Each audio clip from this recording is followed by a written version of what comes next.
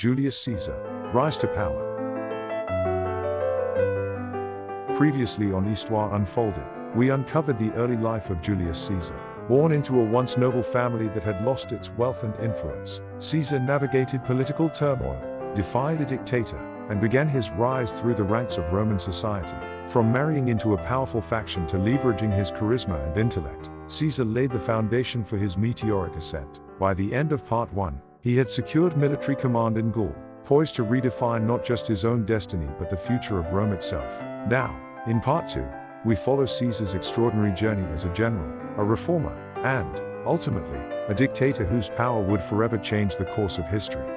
In 58 BCE, Julius Caesar began his tenure as governor of Gaul, a vast and unruly region that presented both challenges and opportunities. What followed was one of history's most famous military campaigns. Over the next 9 years, Caesar expanded Rome's territories across Gaul, bringing countless tribes under Roman control. His campaigns showcased his unparalleled military strategy, adaptability, and leadership. Caesar's victories were not just military triumphs but also political and economic masterstrokes. His conquests brought immense wealth to Rome and bolstered his own reputation. The Commentary de Bello Gallico, his first-hand account of the Gallic Wars, portrayed him as a brilliant tactician and a leader who overcame impossible odds. These writings weren't just records, they were carefully crafted propaganda, designed to solidify his image as a hero of Rome.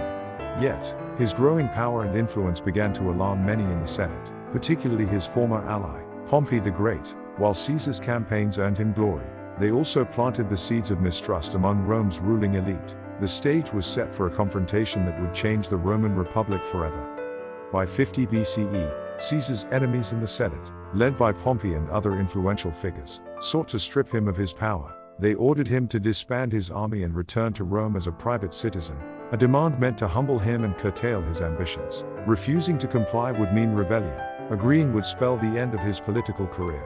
In 49 BCE, Caesar made his fateful decision. Leading his loyal legions across the Rubicon River, he declared war on the Senate, famously stating, "The die is cast." This bold act of defiance ignited a civil war, pitting Caesar against Pompey and the forces of the Senate. For Caesar, there was no turning back. Victory would mean unparalleled power. Defeat would mean death. The civil war that followed was brutal, spanning continents and involving massive armies. Caesar's forces faced off against Pompey's legions in a series of clashes that tested his leadership and resolve. The decisive moment came in 48 BCE at the Battle of Pharsalus. Despite being outnumbered, Caesar's strategic brilliance secured a resounding victory. Pompey fled to Egypt, hoping to rally support, but was assassinated upon his arrival. Caesar's triumph at Pharsalus marked a turning point. With Pompey dead and his opposition fragmented, Caesar emerged as the most powerful man in Rome. Yet, his work was far from over. He pursued remaining adversaries across the Mediterranean, demonstrating relentless determination and a willingness to take risks to secure his position. By 46 BCE, Caesar returned to Rome as its undisputed leader. The Senate granted him the title dictator, a role meant to be temporary in times of crisis. However, Caesar's hold on power grew steadily. In 44 BCE, he was named dictator for life, a move that alarmed many who feared he aimed to become a king, a title Romans despised since the fall of their monarchy centuries earlier. During his time in power, Caesar implemented sweeping reforms. He tackled Rome's debt crisis, redistributed land to veterans and the poor, and granted Roman citizenship to people in far-flung provinces. One of his most enduring legacies was the Julian calendar, a reform that standardized the Roman calendar and remains the basis for the one we use today. Despite his achievements, Caesar's concentration of power and disregard for traditional republican norms alienated many senators. To his critics, he was a tyrant threatening the republic. To his supporters, he was a visionary leader bringing stability to a fractured Rome.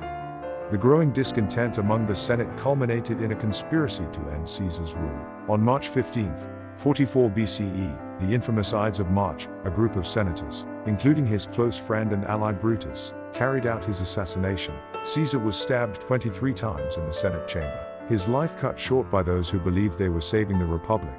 But instead of restoring the Republic, Caesar's death plunged Rome into chaos. The power vacuum he left behind led to further civil wars, ultimately paving the way for the rise of his adopted heir, Octavian, who would become Augustus, the first emperor of Rome.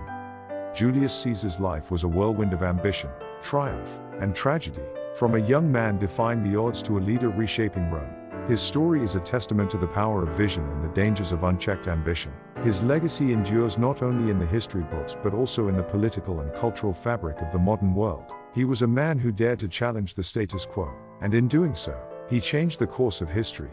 Thank you for joining us on this journey through Caesar's incredible life. If you enjoyed this video, don't forget to like, comment, and subscribe to Histoire Unfolded. Let us know in the comments which historical figures or events you'd like us to explore next. Together, we'll continue uncovering the stories that shaped our world. Stay curious, and we'll see you next time as we dive into the lives that defined history.